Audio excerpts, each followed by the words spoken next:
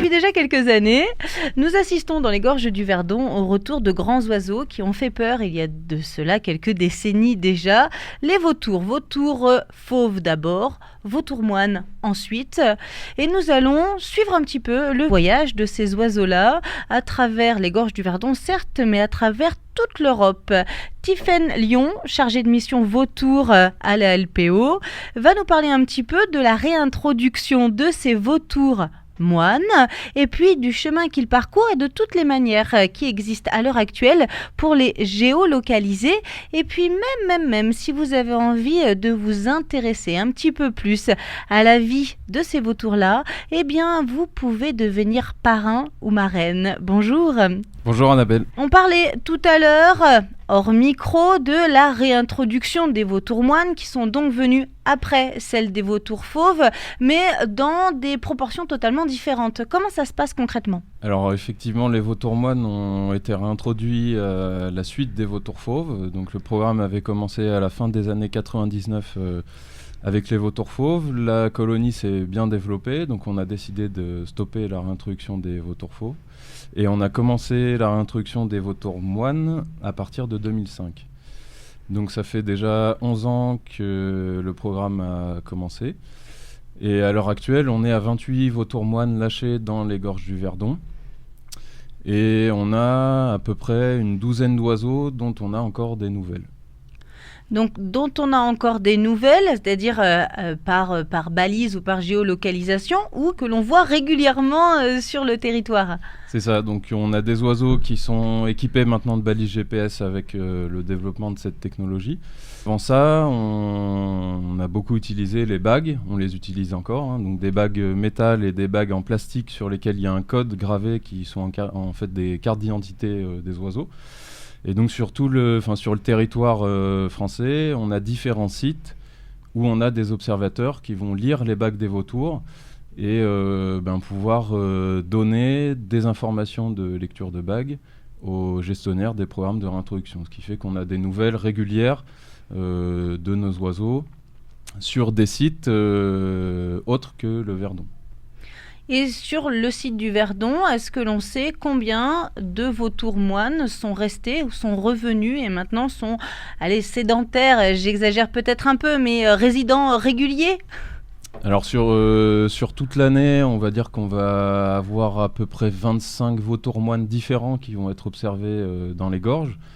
De vautours sédentaires, on va plutôt dire réguliers, on en a à peu près une dizaine. Donc on a des oiseaux qui ont été lâchés chez nous. On a des oiseaux qui ont été lâchés dans les baronnies, donc dans la Drôme, qui sont venus s'installer chez nous et qui restent maintenant à l'année, qui ont même tenté de se reproduire l'année dernière.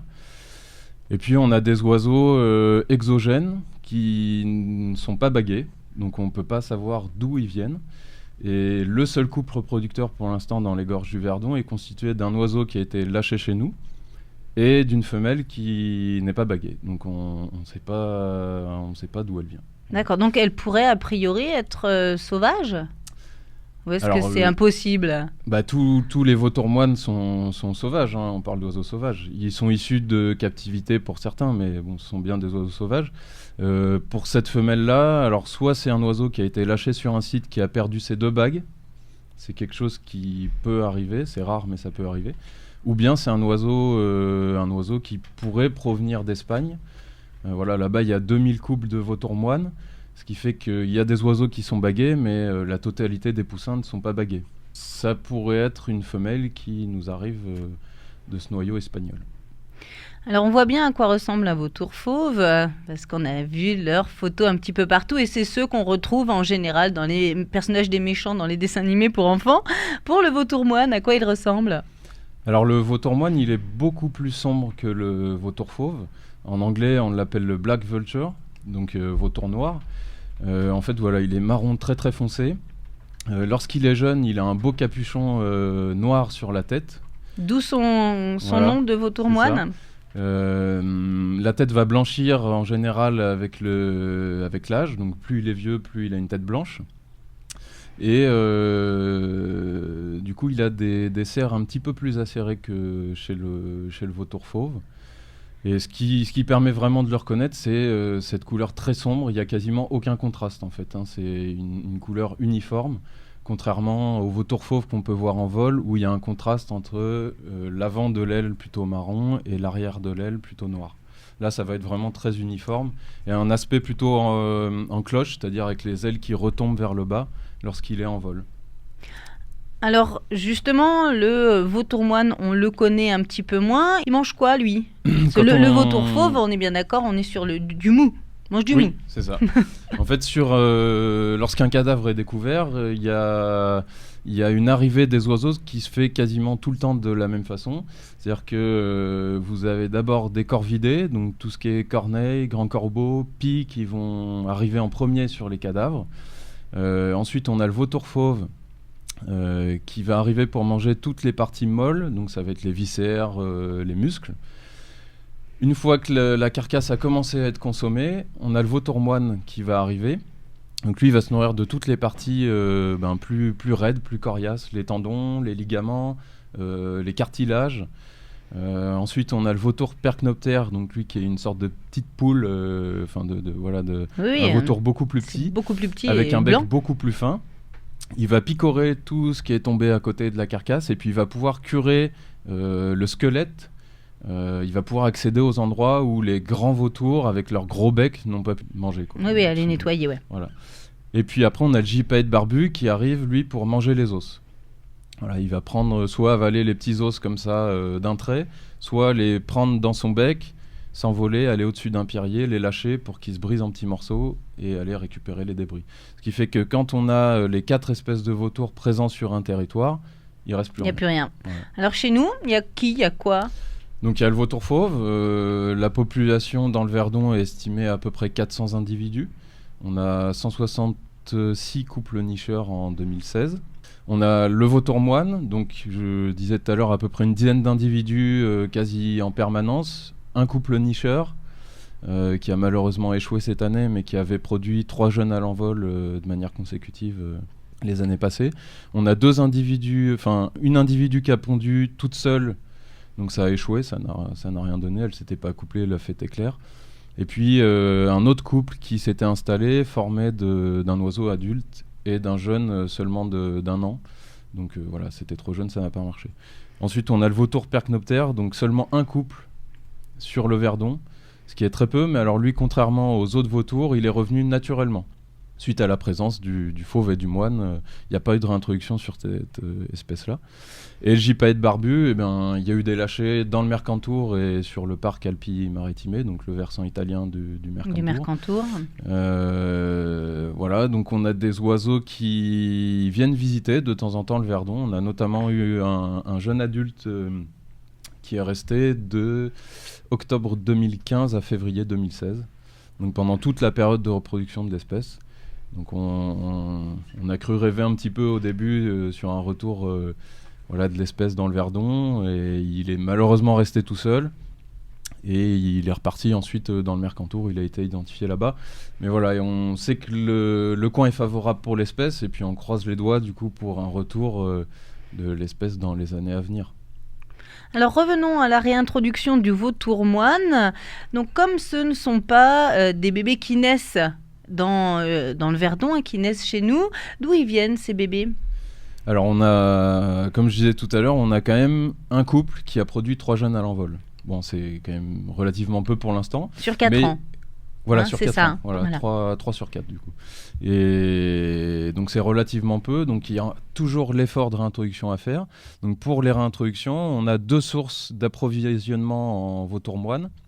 C'est d'une part des oiseaux qui vont naître en captivité, donc dans des zoos ou dans des centres d'élevage propres à l'espèce. Donc ces zoos qui ont des naissances en captivité vont mettre à disposition des programmes de réintroduction les jeunes poussins.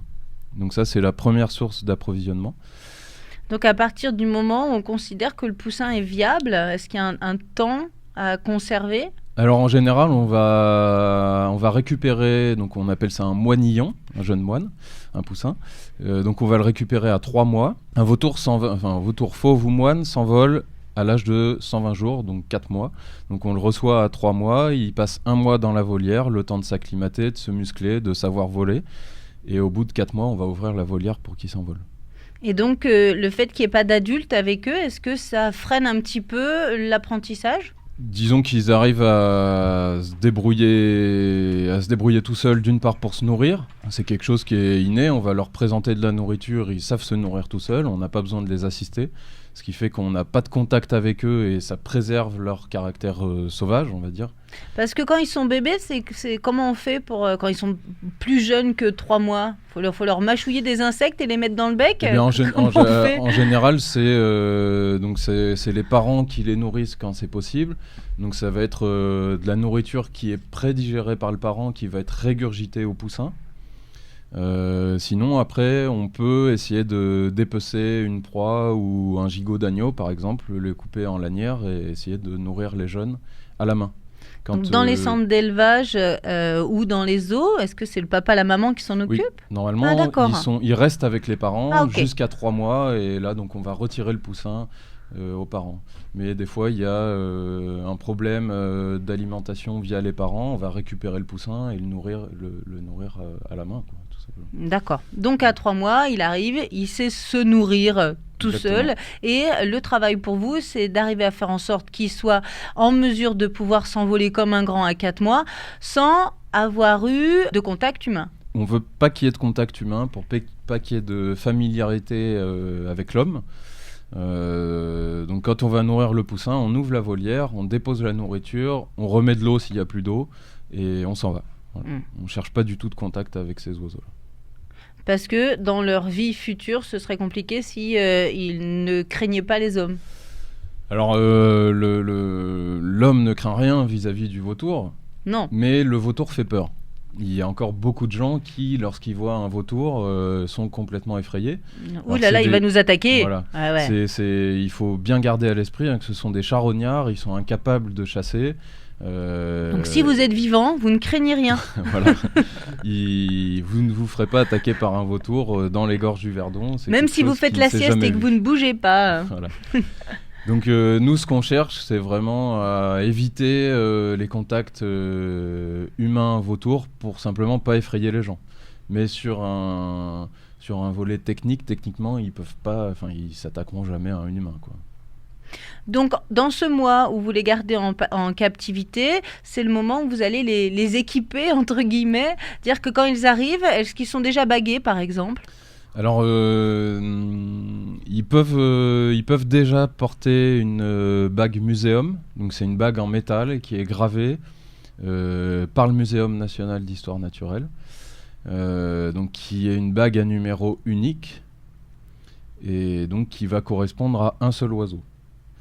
Bien souvent, on va effectuer le bagage dans les volières. Donc on pose une bague muséum et une bague en plastique qui porte un code qui est visible à la jumelle ou à la longue vue, donc à longue distance.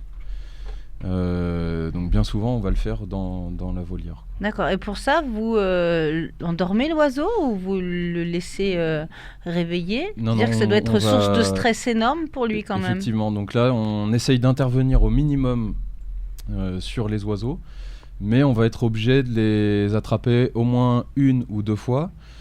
En général, on va essayer de le faire qu'une fois. Donc on va faire plusieurs manipulations sur l'oiseau. Et on va essayer d'aller le plus vite possible pour minimiser le stress. Voilà.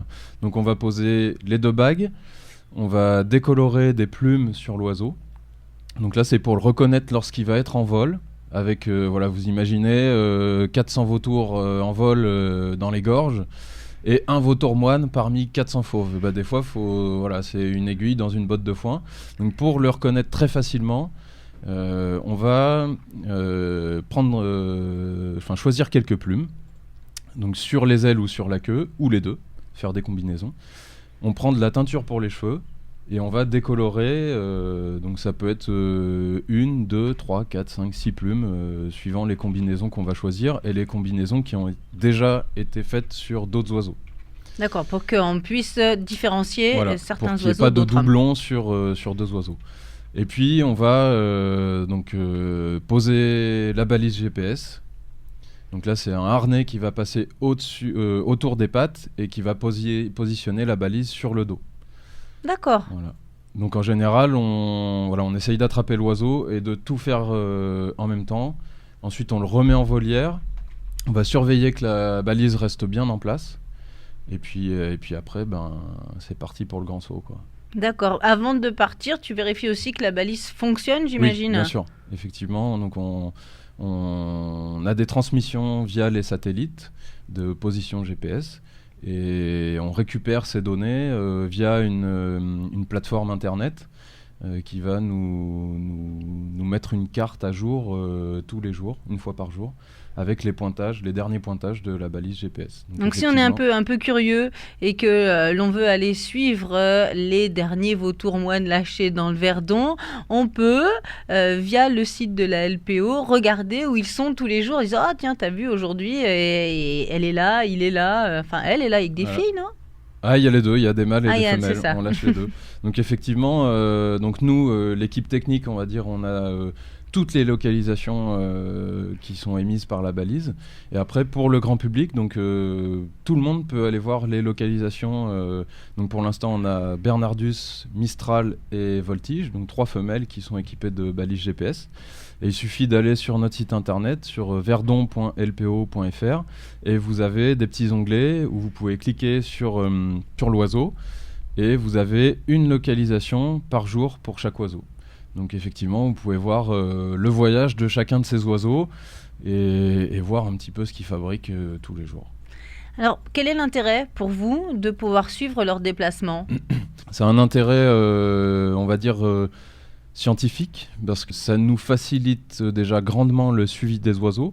En fait, quand on va décider au bout de 4 mois d'ouvrir la volière pour laisser le jeune oiseau s'envoler, on a, on va dire, 15 jours, 3 semaines où il faut être présent tous les jours à distance, mais il faut être présent sur site pour voir si tout va bien, si l'oiseau vole bien, s'il ne s'est pas blessé, s'il ne s'est pas pris une ligne électrique, s'il a réussi à s'alimenter, s'il est en bonne forme physique, en fait. D'accord. Est-ce qu'il y a un bizutage, une initiation au fait de vivre en groupe pour les vautours, que ce soit les fauves ou les moines? Pour avoir assisté à une curée, je sais que c'est un petit peu violent quand même. Donc j'imagine que quand tu as 4 mois, que tu arrives là et qu'il faut que tu manges, il va leur donner du bec, hein. Voilà, donc il faut savoir s'imposer dans une curée où il y a parfois 200 vautours en même temps. Et donc là, il peut y avoir des dommages collatéraux Alors souvent, effectivement, on a des altercations entre des fauves entre eux, des fauves et des moines. Bien souvent, c'est très impressionnant, mais justement, c'est pour impressionner. Et donc, il n'y a pas vraiment de blessure. C'est vraiment pour dire, attends, tu m'as vu, là, je suis le plus fort, je vais te montrer. Et bon, ça s'arrête à un coup de bec ou un coup de patte. Bien souvent, il n'y a pas de grosses blessures derrière, mais il faut quand même être là pour vérifier, surtout sur des jeunes oiseaux. Et est-ce que c'est déjà arrivé que tu aies à intervenir dans les 2-3 semaines après le lâcher sur un oiseau qui était en difficulté ? Oui, c'est arrivé, un oiseau qui est sorti de la volière, qui s'est envolé, et puis qu'on a suivi et qu'on a vu en difficulté plusieurs jours sur la même zone. L'oiseau n'arrivait pas à redécoller. Donc il a été capturé, remis en volière, il a repris un peu de force, on l'a relâché, et voilà, des fois il faut un deuxième lâcher pour que ça aille mieux, quoi. D'accord, là c'était... Le temps que l'oiseau mûrisse aussi un peu. Oui, c'est ça. Non, c'était juste, c'était trop jeune dans sa tête. Ouais, ça permet de faire du suivi, en fait, les premières semaines où c'est très critique, et puis après ça nous permet aussi d'avoir un tas de données scientifiques sur toute la période de la première année de vie de l'oiseau jusqu'à son âge adulte, parce qu'en général une balise va émettre au maximum 5 à 6 ans, donc l'oiseau va être tout jeune adulte en fait à cet âge-là, et un vautour moine ou fauve de sa première année jusqu'à son âge adulte, on ne sait pas trop ce qu'il fait en fait. On sait qu'il voyage beaucoup, mais où ils vont, combien de temps ils restent dans telle zone, quel déplacement, quelle zone ils utilisent en hiver, en été, ça c'est quelque chose qu'on sait très peu finalement. Donc ça va nous donner de très grosses informations sur les zones qui sont utilisées par ces oiseaux en phase d'ératisme, c'est-à-dire en phase de prospection juvénile et immature, quoi. Et c'est important parce que le vautour moine est une espèce en voie de réintroduction, d'utiliser ce genre de procédé. Ouais. Alors c'est le rapace le plus menacé en France. Il y a seulement 30 couples en France, hein. Donc il y en a un dans le Verdon, une petite dizaine dans les Baronnies et une vingtaine dans les Grands Causses où il a été réintroduit en premier là-bas en France. Donc voilà, c'est le plus menacé, celui qui a les effectifs le plus faibles. Et alors pourquoi lui ? Est-ce qu'il y a une raison au niveau de l'environnement, au niveau de son habitat, à un niveau particulier pour que celui-là, le vautour moine, soit plus en difficulté que les autres ? Il a été mis à mal comme toutes les espèces de vautours en fait, hein. À l'origine des vautours fauves, il en restait 20 couples en vallée d'Ossau dans les Pyrénées dans les années 60. En fait, ils avaient été éradiqués alors via du poison pour les grands carnivores. Loups, oui. Voilà, donc en se nourrissant sur des cadavres empoisonnés, ils se sont empoisonnés eux-mêmes. Et puis des tirs. Oui, ils avaient mauvaise presse, comme on disait tout à l'heure. Voilà, beaucoup de légendes erronées sur les vautours qui ont fait que les gens ne les aimaient pas. Et donc, ils ont été exterminés comme beaucoup d'autres oiseaux, hein. C'est pas les seuls. Par exemple, la cigogne noire avait complètement disparu aussi du territoire français. D'accord, donc, mais pourquoi celui-là, on a plus de mal à faire en sorte... Parce que les effectifs étaient plus faibles. Ah, d'accord. Et donc, on a plus de mal à relever les effectifs de cette espèce-là. Et puis parce que c'est une espèce plus rare aussi à l'échelle européenne, pas seulement en France, hein. En Espagne, on a à peu près 20 000 couples de fauves pour 2 000 couples de moines. Ah oui. Donc les effectifs... Les proportions sont quand même pas énormes. Voilà, c'est ça. Alors sur les 3 vautours moines que vous avez lâchés cette dernière année, cette année écoulée, est-ce qu'il y a eu des grands voyages particuliers ? Est-ce qu'il y a eu des surprises, par exemple ? Comment ça s'est passé ? Eh bien, alors on a fait 2 lâchers. Donc un lâcher en janvier 2016 de 2 oiseaux qui provenaient d'Espagne. Donc comme il y a 2000 couples en Espagne, il y a des oiseaux qui sont récupérés affaiblis ou blessés, qui vont en centre de soins, et une fois qu'ils vont mieux, ils sont transférés chez nous pour les réintroduire chez nous. Donc on parlait tout à l'heure de réintroduire des poussins, mais on réintroduit aussi des oiseaux qui volent déjà. D'accord. Donc là, on a réintroduit Mistral et Voltige, qui ont été appelés comme ça par les enfants de l'école primaire de Castellane. Ces oiseaux-là, ces 2 femelles originaires d'Espagne ont été réintroduits donc en janvier, et pour l'instant, elles sont encore chez nous. Donc tu vois, c'est des oiseaux qui sont équipés de balises GPS, mais qui, pour l'instant, n'ont pas beaucoup voyagé. Voilà, elles se plaisent chez nous et elles sont restées chez nous. Par contre, Bernardus, qui elle était poussin quand elle est arrivée chez nous, elle vient du zoo de Peridesia en Belgique, qui a été relâchée en septembre 2015. Et elle, par contre, on peut la qualifier de grande voyageuse parce qu'elle a fait un tour d'Europe. Donc elle est restée quelques semaines chez nous suite au lâcher, et puis elle a très vite décidé d'aller voir les Grands Causses. Elle a dû se dire, tiens, je vais aller voir où est né le programme de réintroduction des vautours en France. Donc elle a passé quelques jours là-bas. Et puis elle en est très vite partie aussi. Dès le début du mois de novembre, elle a décidé de rejoindre l'Espagne. Donc elle a passé les Pyrénées du côté est, par un col. Elle a fait une petite pause de 15 jours en Aragon et Catalogne, entre Huesca et Lérida. Et puis ensuite, elle a fait une grande descente vers Gibraltar. Donc Gibraltar qui est un point de migration de beaucoup de rapaces qui vont quitter le continent européen pour rejoindre l'Afrique et hiverner en Afrique. Oui, comme ils sont pas sots, ils prennent quand même le morceau qui est le plus court. Ils prennent le moins de mer possible à traverser. Donc forcément, c'est Gibraltar. Donc là on s'est dit dans 2-3 jours il y a de grandes chances pour que notre Bernardus elle soit rendue en Afrique du Nord. On a déjà eu des cas de contrôle de vautours fauves qui étaient nés chez nous au Sénégal. Donc on s'est dit elle est partie pour faire aller vers les pays pareil, chauds, voilà, pour passer l'hiver au chaud. Et puis finalement elle a bifurqué, passé 2 mois dans le parc national de Doñana en Andalousie. Elle a quasiment pas bougé pendant 2 mois. Et en servant des données de la balise GPS, on a fait des petits calculs et on s'est rendu compte que pendant 2 mois, elle ne faisait seulement que 9 km par jour. D'accord, donc il y avait à manger très à proximité Et ou, bien voilà, elle a trouvé une zone où il y avait un stationnement de vautours fauves en fait, dans ce secteur-là. Et on a un garde du parc qui a réussi à la prendre en photo là-bas. Ah, On ah. les a alertés en disant, ben voilà, on a un oiseau de chez nous qui est rendu dans le parc de Doñana. Est-ce que vous pouvez aller jeter un coup d'œil juste pour voir si tout va bien? Et donc elle a été vue avec un groupe de vautours fauves en train de se nourrir. Parce que c'était inquiétant de voir qu'elle volait très peu pendant ces mois où elle est restée Effectivement, là-bas. des courts déplacements comme ça pour des vautours fauves, ça peut être inquiétant parce que ce sont de grands voiliers qui mesurent presque 3 mètres et qui peuvent faire... voilà, Bernardus, son record, c'est 358 km en une journée. Ah Donc oui. quand tu vois un oiseau qui fait seulement 9 km, tu peux te dire, bon, bah, peut-être qu'elle Ouais. est affaiblie ou qu'elle a été empoisonnée ou qu'il y a un problème. Oui, c'est mis à la marche à pattes. Voilà, donc là, on était rassurés grâce à cette photo et au personnel du parc qui nous a dit qu'elle était en bonne santé. Donc, et après, elle a continué le périple. Alors après, elle elle a continué, effectivement, elle est remontée par l'ouest de l'Espagne. Elle s'est arrêtée dans un autre parc qui est le Douro International, où il y a des programmes de préservation des grands rapaces, aussi de l'aigle de Bonelli, du vautour percnoptère, donc des grandes falaises qui sont favorables aux vautours. Donc elle a fait un petit stationnement là-bas.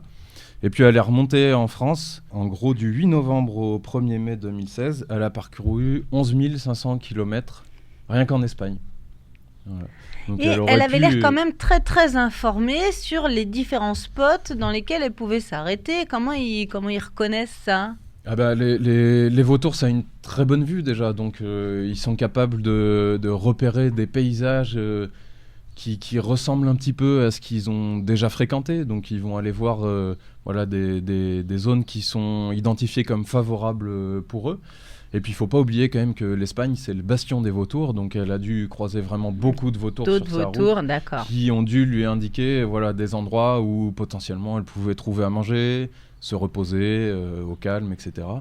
Et puis les endroits qu'elle a visités sont des endroits, des parcs bien souvent ou des réserves qui sont préservés, où il y a des programmes de conservation, donc des endroits qui sont favorables pour elle et pour les autres oiseaux, quoi. Et donc là, elle est où en ce moment? Donc là, actuellement, elle est à nouveau dans les Grands Causses. Donc en gros, du 21 septembre donc 2015 jusqu'à maintenant, elle a fait plus de 19 000 km. En effet, dont c'est 11 500 rien qu'en Espagne. Rien qu'en Espagne. Ouais. Alors, on le disait tout à l'heure, c'est important pour aider ce programme de restructuration de l'habitat des vautours moines chez nous, qu'il soit équipés de balises, parce que ça permet de les suivre, de voir qu'ils sont en bonne santé, puis de voir si ça fonctionne ou pas, le programme qui est mis en place.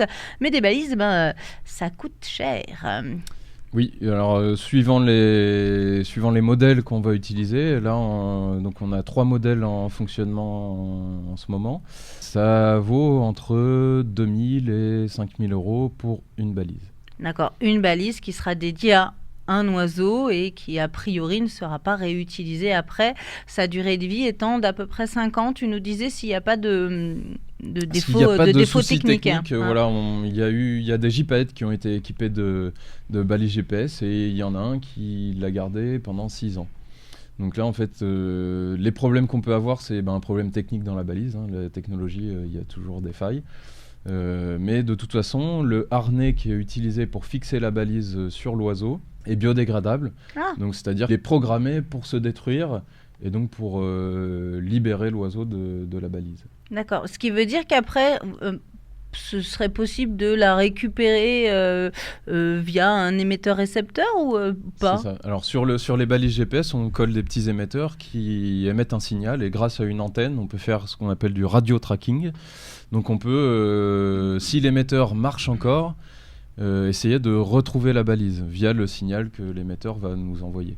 Après, si effectivement on la retrouve, on la renvoie au technicien et il peut rebricoler la balise, refaire des réglages et puis après ça peut être reparti pour un tour, quoi. On peut, nous, aider au programme de réintroduction en participant financièrement à l'achat de balises et en contrepartie, si je veux dire, on devient parrain ou marraine d'un adorable petit vautourou ou vautourette. Voilà, on peut parrainer effectivement les oiseaux. Donc en allant sur notre site internet, il y a une rubrique parrainage des vautours moines. Donc vous pouvez choisir l'oiseau que vous souhaitez parrainer. Et en contrepartie, on vous envoie régulièrement des nouvelles détaillées des oiseaux. Voilà, puisqu'on l'a dit, ça coûte relativement cher d'acquérir ce matériel.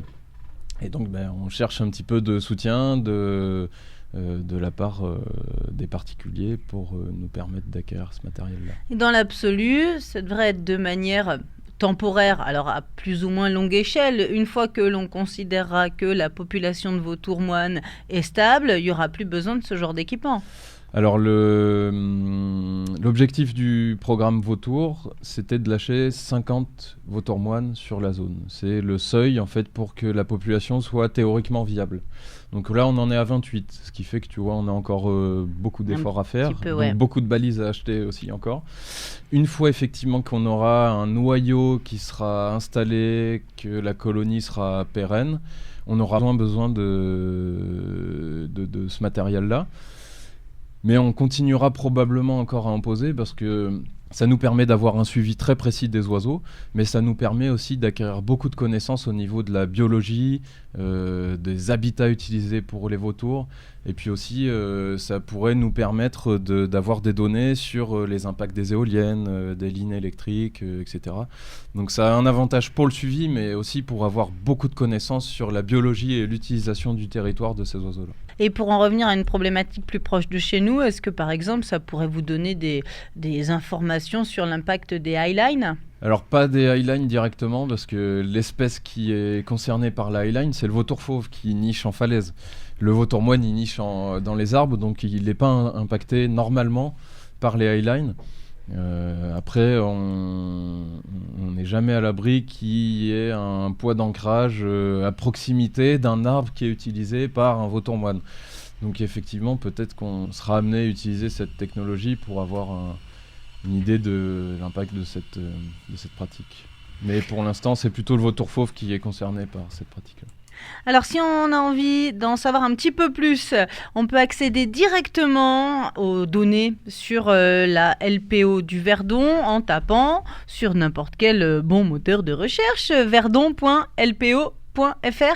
C'est ça. C'est ça. Donc il y a toutes les infos sur les géolocalisations des oiseaux et puis de manière assez fréquente, on met des actualités sur le programme en général. Donc ça peut être sur la reproduction dès cette année, sur un événement qui s'est passé, sur un comptage des vautours dans le Verdon. Voilà, il y a toutes les actualités en fait du programme Verdon. Parce que régulièrement, vous pouvez aussi faire appel à des ornithologues amateurs pour vous aider sur certains comptages. Alors nous, au sein du programme Vautour, on cherche en gros du mois de janvier jusqu'au mois de juin, juillet, des éco-volontaires sur des périodes d'un mois qui vont venir nous aider pour le suivi des populations de vautours. Et puis après, on a depuis quelques années un programme de comptage sur l'ensemble de l'échelle alpin. C'est-à-dire que sur tout le massif alpin, que ce soit français, suisse ou même Autriche, on va avoir des gens qui vont se rassembler le même jour sur des points d'obs donnés pour compter tous les vautours. Et ça va nous donner on va dire une photo à l'instant T de la population des oiseaux des vautours sur l'ensemble de l'arc alpin. Donc ça, ce sera le week-end suivant le 15 août, normalement, si tout se passe bien. Donc là, on peut nous contacter s'il y a des personnes intéressées pour participer au comptage. Donc c'est des points fixes de 18h à 20h30, où toutes les demi-heures, on va compter tous les vautours qui nous passent devant la tête ou qui sont posés en falaise devant nous. Bon, ça marche. Donc on se tient au courant si on a envie de s'investir en temps ou en argent pour les vautours dans le Verdon, qu'ils soient moines, percnoptères ou fauves. Voilà, on peut toujours aider tout le monde. Merci Tiffaine. Merci à toi.